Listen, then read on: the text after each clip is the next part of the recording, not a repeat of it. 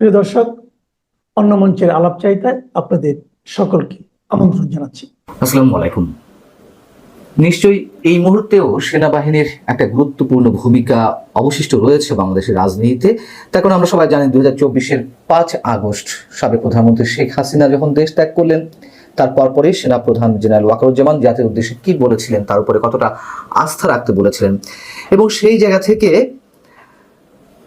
ভারতের অন্যতম প্রভাবশালী গণমাধ্যম আনন্দবাজার একটি রিপোর্ট প্রকাশ করেছে, যার শুরুতেই বলা হচ্ছে যে দেশের মানুষ সেনাবাহিনীর শাসন কোনো দিনই মেনে নিতে চায়নি বা মেনে নেয়নি, সেই বাংলাদেশবাসী এখন তাকিয়ে সেনার ভূমিকার দিকে। ওপার বাংলায় ক্ষমতার পট পরিবর্তনের পরে কেটেছে 1 বছর। দোদুল্যমান রাজনৈতিক অবস্থায় গণতান্ত্রিক সরকার প্রতিষ্ঠার নির্বাচন কতটা সুষ্ঠুভাবে করা যাবে সেজন্য মানুষ তাকিয়ে সেনাবাহিনীর দিকে। অর্থাৎ সব কিছুতেই এখনো পর্যন্ত মানুষ অনেক ধরনের আলোচনা সমালোচনার পরও সেনাবাহিনীর দিকে তাকিয়ে রয়েছেন, সেই কথাটাই আনন্দবাজার বলতে চেয়েছে। তো সরকার প্রধান বা প্রধান উপদেষ্টা ডক্টর মোহাম্মদ ইউনূসের সঙ্গে সেনা প্রধান জেনারেল ওয়াকারুজ্জামান অথবা সেনাবাহিনীর যে একটা দূরত্ব সৃষ্টি হয়েছিল, সেটা তো প্রকাশ্যে এসেছিল আমাদের সামনে বিভিন্ন বিষয়কে ইঙ্গিত করে। তবে সাম্প্রতিক সময়ে অনেকেই মনে করছেন যে ডক্টর মোহাম্মদ ইউনূসের সঙ্গে সেনা প্রধানের ঘনিষ্ঠতা তৈরি হয়েছে, তারা খুব কাছাকাছি চলে এসেছেন। এ বিষয়ে আমি আপাতত কোনো মন্তব্য করতে চাচ্ছি না। এবং আনন্দবাজারও বলছে যে সেনাবাহিনীর অভ্যন্তরে চলছে নানান ধরনের সমীকরণ, সে বিষয়েও আমি এখানে আপাতত আলোচনা করতে চাচ্ছি না। তবে এখানে যে বিষয়টি আলোচনায় এসেছে প্রতিবেদনের দ্বিতীয় ভাগে, তা হচ্ছে সাবেক 3 শীর্ষ সামরিক কর্মকর্তা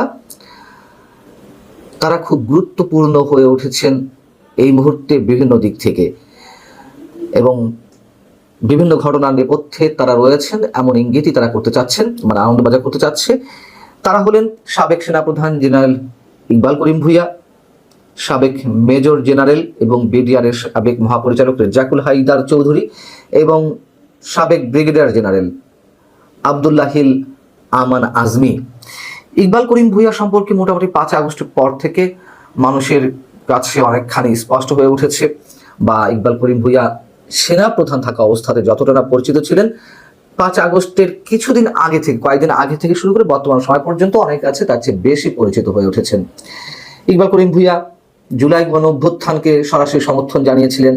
তিনি রাস্তা থেকে সেনাবাহিনীকে সরে যাওয়ার অনুরোধ জানিয়েছিলেন বা সেই প্রসঙ্গে তিনি কথা বলেছিলেন, তার ফেসবুক প্রোফাইল লাল করেছিলেন। এবং 5 আগস্টের পরে এসে নানান ধরনের গুঞ্জন শোনা গিয়েছিল যে তিনি নতুন কোনো দল গঠন করতে যাচ্ছেন, অথবা ছাত্র সমন্বয়কদের সমন্বয়ে যেই দল গঠিত হতে যাচ্ছে এনসিপি, সেটির কোনো শীর্ষ পদে তাকে হয়তো দেখা যেতে পারে। এ ধরনের নানান ধরনের গুঞ্জন আলোচনা ছিল তাকে নিয়ে। এবং তিনি নিয়মিতভাবে তার ফেসবুকে গণঅভ্যুত্থান, বিপ্লব এবং সেনাবাহিনী সম্পর্কে ধারাবাহিক বিভিন্ন লেখা লিখে যাচ্ছিলেন। 7 জুনের পর তাকে আর ফেসবুকে তেমন একটা অ্যাক্টিভ দেখা যাচ্ছে না। তেমন একটা বলতে 7 জুনের পর থেকে তার কোনো স্ট্যাটাস ফেসবুকে নেই। এবং 31শে মে খুবই বিতর্কিত একটা স্ট্যাটাস দিয়েছিলেন। মিয়ানমারের রাখাইন উদ্দেশ্যে যে বিতর্কিত করিডোর নিয়ে কথা হচ্ছিল সে বিষয়ে আমি একটু সেই বিষয়টা আপনাদের সামনে সংক্ষেপে তুলে ধরি। এটিও একটি দীর্ঘ স্ট্যাটাস ছিল।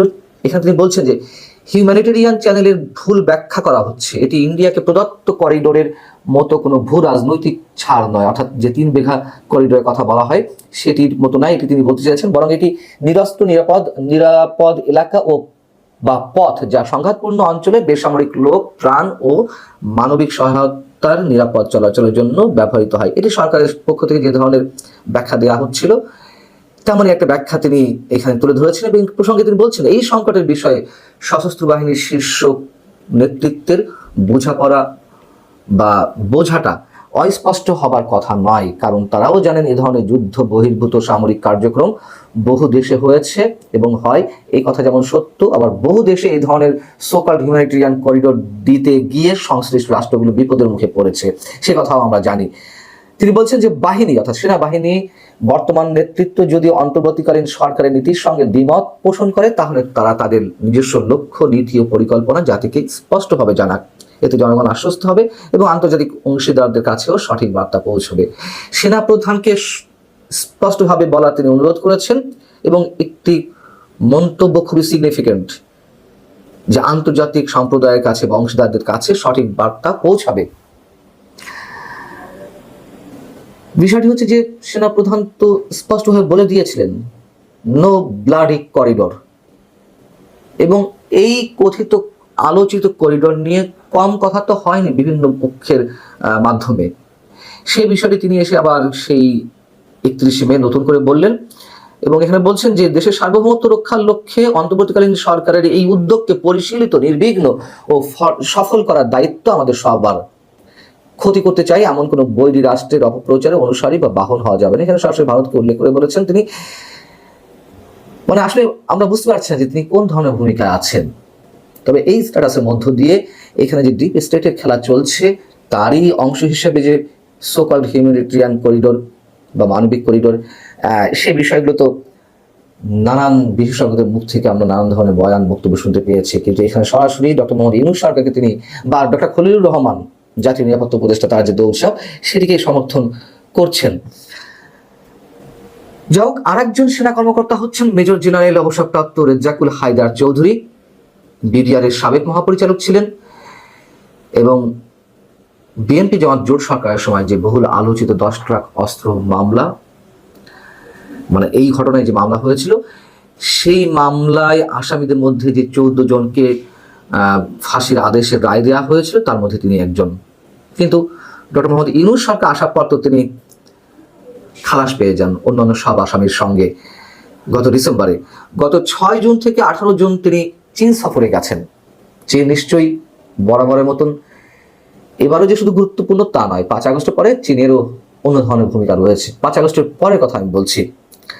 সেখানে তিনি চীন প্রশাসনের সঙ্গে নানান পর্যায়ে, গুরুত্বপূর্ণ পর্যায়ে কথা বলেছেন। কি কথা আসলে তিনি বলেছেন এই বিষয়ে বিস্তারিত কিছু জানা যায়, তবে বিষয়টি অবশ্যই যথেষ্ট সাড়া ফেলেছে। আর একজন হচ্ছেন আব্দুল্লাহিল আমান আজমি, জামায়াতের সাবেক আমির, যুদ্ধাপরাধের দায়ে দণ্ডিত গোলাম আজমের পুত্র।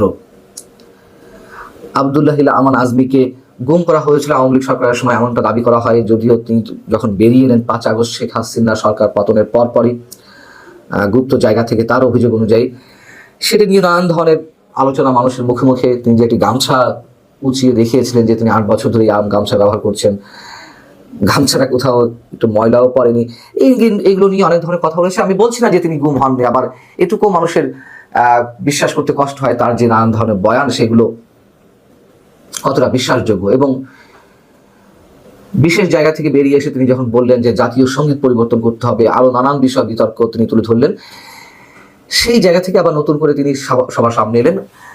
এবং এই 3 কর্মকর্তা, সাবেক সেনা কর্মকর্তা, তারা যে ঘটনার নেপথ্যে নানান ধরনের তৎপরতা চালাচ্ছেন সেগুলো বাংলাদেশের জন্য কতটা হুমকি স্বরূপ অথবা কতটা মঙ্গলজনক তা অনেকেই বুঝতে পারছেন। আগামী দিন নিশ্চয়ই আরো বেশি স্পষ্ট হবে। আনন্দবাজারের এই প্রতিবেদনটিতে আরো অনেক কিছু রয়েছে যেগুলো আপনার ইচ্ছাগুলো পড়ে দেখতে পারেন। আমি আর এখানে আলোচনা করার এই মুহূর্তে কোনো প্রয়োজন বোধ করছি না।